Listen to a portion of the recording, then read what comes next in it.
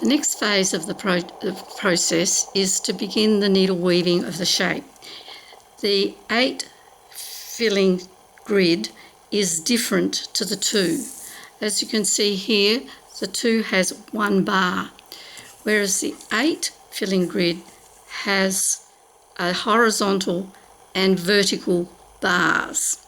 Now, the reason why I wanted to make sure that we look at this more closely is simply because anything with more than 1 bar is treated quite differently. I find it important to make sure that the horizontal bars are stitched ahead of the side bars. However, you might find that you prefer to do the side bars to the horizontal. However, we need to stabilise our fabric as we cut and needle weave it. So that's why I tend to go the length of the bar first and follow it on with filling in the short sides as I go. That means that I need 2 sets of threads or needles if you've got 2 needles, or just 1 needle with 2 threads, swapping them over as you go. I have run the thread underneath the satin stitch to secure it at the back, come up in the middle, 3 threads either side of the bar, and begun the needle weaving, going over 3 threads, coming up through the middle and going back over the other side with 3 threads.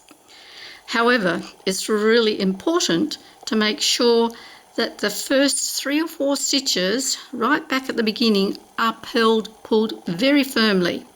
To do that, that means that the bar needle weaving will be more even instead of having a waste, because you'll find that as you go down the length of the bar, you'll be able to get a more even weave with a similar tension. But the beginning and the end is critical to pull firmly so that the start and the finish of your bar has the same width as the middle.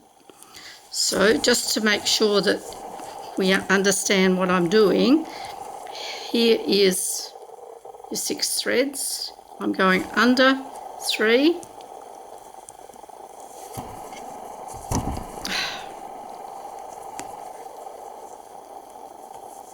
and then over 3, coming up through the middle,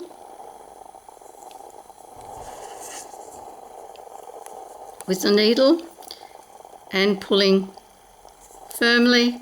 And if you're finding that you're starting to run the threads down the length of the bar, then just gently with your needle push them back and keep them even.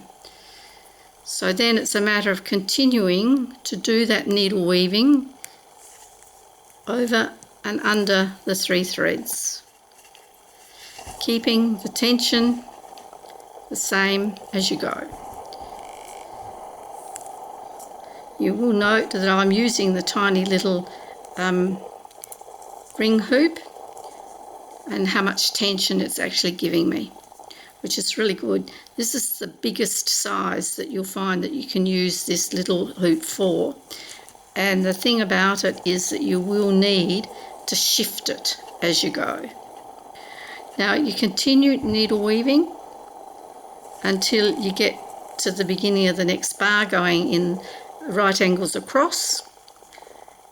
And when you get there, it's a matter of running the thread, once you've got there, underneath so that you start in the centre, or if you come out at the centre, then you go to the other side in the direction that you're needle weaving. So once you get down to here, stop and then pick up the second needle and thread and start from the very centre of the 6 threads, going in at right angles to where you've been, and start your needle weaving going through to the other side. Once through to the other side, underneath through the satin stitches, come up back here in the middle, and that's when we trim these threads running this way back to there. and there.